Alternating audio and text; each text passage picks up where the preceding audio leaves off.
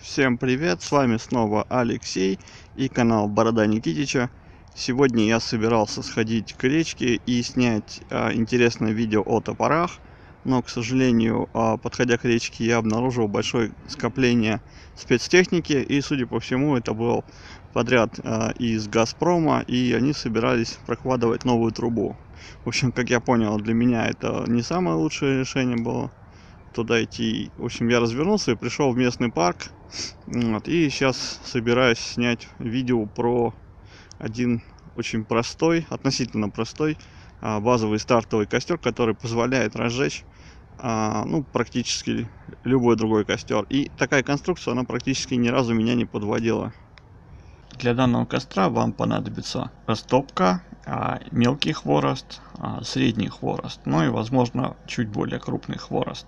У меня не оказалось под рукой сухого сена, поэтому я взял бересту и хвою сухую. Но хвоя в конце концов оказалась не очень сухой, и я оставился на бересте.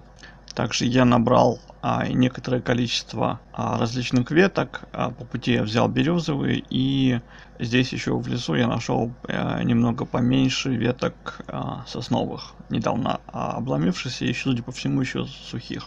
Далее я нашел относительно свободное от деревьев место и убрал хвою.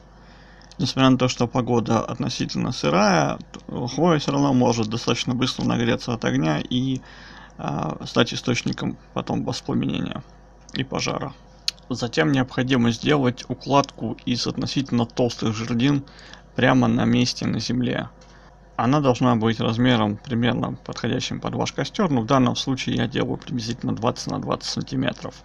Затем на уложенную накладку из этих жердин можно положить либо кусочек бересты достаточно большой, либо просто таким же образом поперек наложить маленьких тоненьких палочек. На них сверху уже выкладывается основная наша растопка, в данном случае у меня это береста. Затем вокруг растопки выкладывается небольшой колодец из маленьких щепочек или из маленьких тоненьких веточек.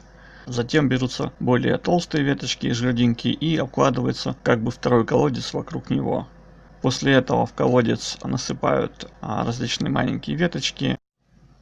Далее на всю эту конструкцию сверху ставится еще несколько жердин, примерно такого же диаметра, которые лежат в основании. Предпочтительно в том же направлении, в котором лежат жерди в основании. Со временем, когда колодец прогорит, они постепенно лягут на основание и будут поддерживать горение.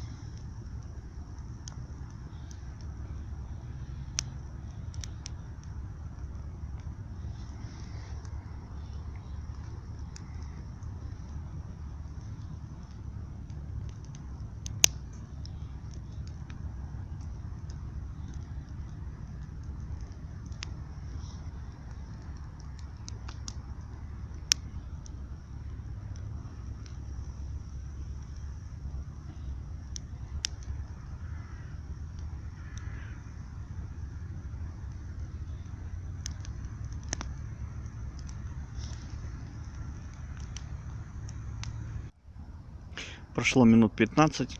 Костер, конечно, уже потерял основную форму, но продолжает еще достаточно сильно жарить.